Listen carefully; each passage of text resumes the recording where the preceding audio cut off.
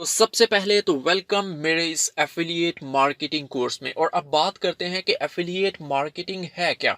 तो बहुत ही सिंपल अल्फाज में मैं आपको बताने वाला हूं। अब फर्ज करें कि ये टॉप में आपके पास एक प्रोडक्ट है और इस प्रोडक्ट के ऊपर ऑफर लगी हुई है उस कंपनी की तरफ से कि हमारी इस प्रोडक्ट को प्रमोट कीजिए, इसकी सेल्स करवाइए और हम पर सेल का आपको $50 या फिर 50% पे करेंगे, जो भी उसकी प्राइस होगी। अब हम जैसे लोग जो कि एफिलिएट मार्केटर हैं या फिर जो एफिलिएट मार्केटिंग करते हैं, हम लोग उधर जाते हैं उनकी वेबसाइट के ऊपर और हम बोलते हैं कि हम आपकी ये प्रोडक्ट को प्रमोट करेंगे। और वो लोग बोलते हैं कि ओके, और वो हमें एक लिंक दे देते हैं जो कि स्पेशल लिंक होता है हमारे लिए, हमारा एफिलिएट लिंक।